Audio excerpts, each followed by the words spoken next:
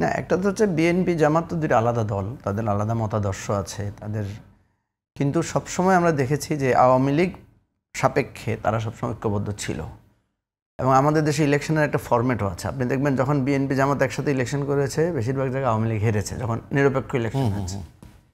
আর যখন বিএনপি জামাত একটু বিচ্ছিন্ন ছিল, বিভক্ত ছিল, তখন আওয়ামী লীগ জয়লাভ করেছে। যেটা আপনি 96 এবং 2008-এর ক্ষেত্রেও কিছুটা, 2008-এর অবশ্য একটা ভিন্ন প্রেক্ষাপটও আছে। এইটা বিএনপি জামাতের মধ্যে ঐক্যবদ্ধতাও ছিল, কখনো কখনো তাদের মধ্যে সম্পর্কের অবনতিও হয়েছে, আবার তারা ঐক্যবদ্ধ হয়েছে একটা লম্বা সময় ধরে।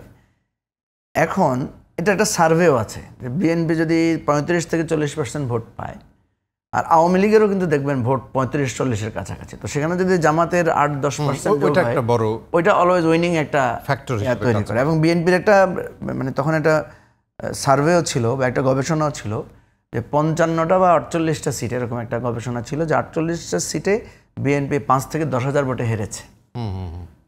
তো এই 5 থেকে 10,000 ভোট যদি জামাত তাদের সাথে থাকতো তাহলে তারা জিতে যেতে পারতো, এরকম একটা গবেষণা বিএনপির মধ্যে আছে।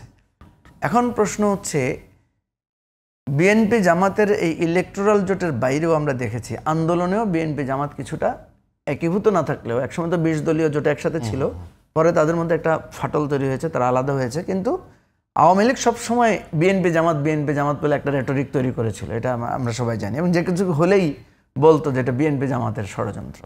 ইভেন আপনি চূড়ান্ত আন্দোলনের সময় আপনি দেখেছেন যে আওয়ামী লীগ সবসময় ব্লেম দিয়েছে এটার পেছনে বিএনপি জামাত, এবং গ্রেফতারও করেছে। কিন্তু বিএনপিরও যেরকম সিনিয়র নেতাদেরকে গ্রেফতার করেছে, ম্যাক্সিমামকে জামাত, এবং দুইটা শব্দ আসলে একসাথে উচ্চারিত হয়েছে। কিন্তু মঞ্জু ভাই, এখন যদি আপনি বিএনপির উচ্চ পর্যায়ে, নাম নাই বললাম, এমন নেতা এই কথাও বলেছেন যে জামাতের সাথে সামনের দিনে আর ঐক্য সম্ভব। এখানে দুইটা কারণ হচ্ছে তাদের যে আচরণ, এবং বিএনপি তাদেরকে দীর্ঘদিন একটা পৃষ্ঠপোষকতা দিয়েছে, কিন্তু জামাত সেটি এখন ভুলে গেছে, এরকম কথা। এখানে একটা ঘটনা আমি বলি, আপনার টক শোতে তো এত লম্বা আলোচনা করা যাবে না, তারপরেও বলি। সেটা হচ্ছে যে বিএনপির মধ্যে একটা প্রবণতা ছিল, ভেতরে একটা আলোচনা ছিল যে জামাতের সাথে আমাদের এই ঐক্য করাটা ভুল, বা এই ঐক্য করাটা ঠিক হয় নাই। এটা বিএনপির ইন্টারনালি একটা ভয়েস ছিল।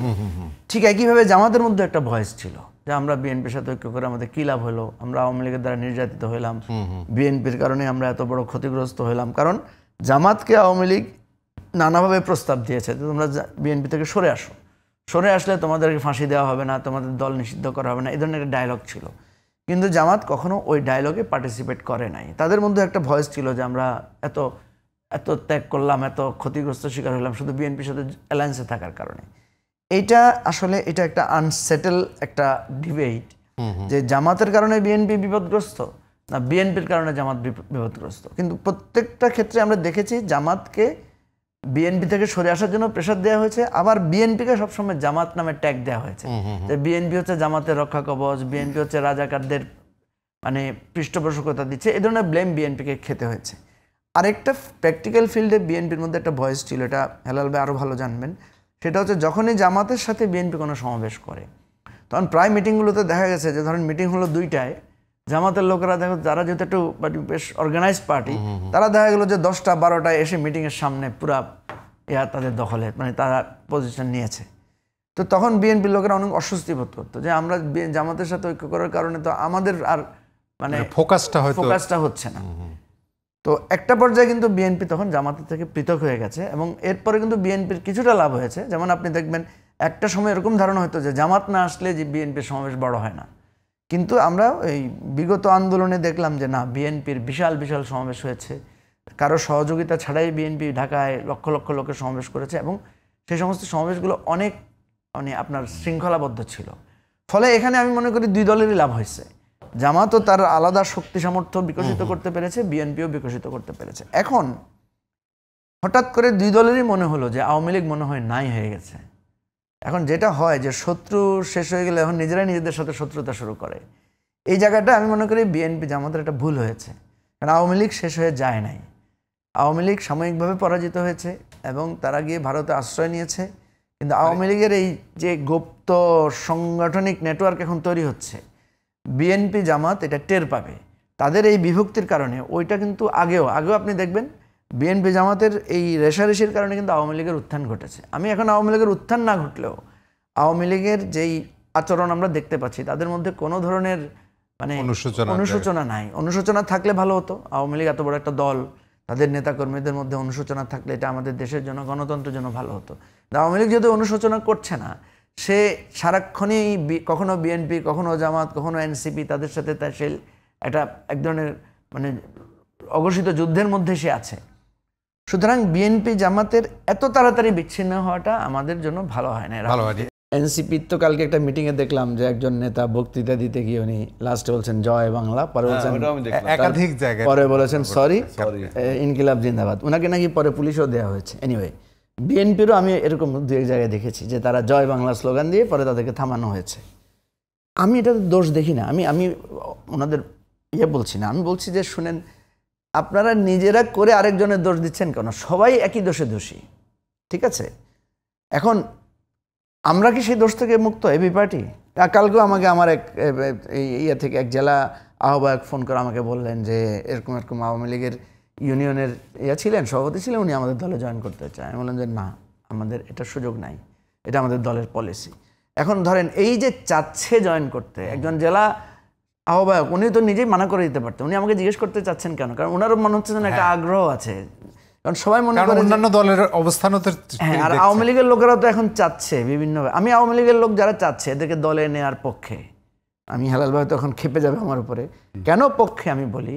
কারণ আওয়ামী লীগের এই শক্তিটাকে ভাঙতে হবে। আপনাকে এই শক্তির মধ্যে বিভক্তি তৈরি করতে হবে। এই শক্তির মধ্যে বিভক্তি তৈরি করতে হবে। যারা যারা মনে করে যে আওয়ামী লীগ সে করে ভুল করেছে, সরি হয়েছে, তার যদি না থাকে তাকে আপনি দলে নেন, আপনারা এগুলো নিয়ে আলোচনা করেন খোলামেলা। কিন্তু একজন আরেকজনের দিকে আঙ্গুল তুলবেন, কিন্তু প্রত্যেকেই একই অপরাধ করবেন, তাহলে তো এটা মানুষ আমাদের প্রতি আস্থা হারিয়ে ফেলবে। কথা হচ্ছে আওয়ামী লীগের ক্লিন ইমেজের লোক থাকা সম্ভব কিনা। রিজভী ভাইও কিন্তু বা সামহাও আমি শুনেছিলাম যে কোনো একজন নেতা একবার বলেছিলেন যে ক্লিন ইমেজের লোকদের, আওয়ামী লীগের লোকদের আমাদের দলে যোগ দিতে কোনো অসুবিধা নেই। এই ধরনের কথা শুনেছিলেন না? এখন কথা হচ্ছে আমরা তলে তলে সবাই করব, আবার একে অপরের বিরুদ্ধে অভিযোগ না তুলে, বরং আসেন আপনারা এটা নিয়ে একটা ডায়লগ করি সবাই মিলে, যে আওয়ামী লীগের মধ্যে যারা অপরাধ করে নাই, তারা যদি ভুল স্বীকার করে, তারা যদি সঠিক রাজনীতিতে আসতে চায়, পাবলিকলি ডিক্লেয়ার করে, আপনি তাদেরকে নেবেন কিনা? কারণ আপনার দলের মূলনীতি মানে পরিষ্কার অবস্থানটা কিন্তু খুব জরুরি। আপনি ছাত্রলীগের সভাপতি ছিল, এখন বিএনপি করে না, করে না। ছাত্র দলের সভাপতি থাকলে কেউ গিয়ে আওয়ামী লীগে জয়েন করলে করতে পারবে না। আপনি দেখেন এই মির্জা ফখরুল ইসলাম আলমগীর তো ছাত্র ইউনিয়নের নেতা ছিলেন। আমাকে যদি কেউ বলে, আমি তো আর একটা দলে ছিলাম একটা সময়, আমি তো সেটা যে কোনোভাবে রূপান্তর ঘটেছে, বা আমরা আমাদের আপনার জামাতের আমির শফিক সাহেব, উনি তো জাসদে ছিলেন। রাজনৈতিক দলগুলোর মধ্যে যদি এক ধরনের সহনশীলতা না থাকে, আমি একজন পুলিশের একদম উচ্চপদস্থ একজনকে জিজ্ঞেস করেছিলাম যে বিএনপি জামাত যদি যার যার কেন্দ্র দখলের চেষ্টা করে বা নির্বাচন ম্যানিপুলেট করার চেষ্টা করে, আপনার পুলিশ কি পারবে থামাতে? উনি এভাবে মাথা নেড়েছেন। তার মানে আমাদের পুলিশ সেটির চিত্র তো আমরা দেখতেই পাই। সুতরাং সেই জায়গায় আমাদের সহনশীলতা আরও কাছে আনতে হবে। আমি প্রফেসর ইউনূসকে অনুরোধও করেছিলাম যে আপনি পুলিশ দিয়ে, আর্মি দিয়ে এবার ইলেকশন করাতে পারবেন না। এবার বরং আপনাকে বলতে হবে পুলিশ আর্মি ছাড়া একলা ইলেকশন করানো যায় কিনা।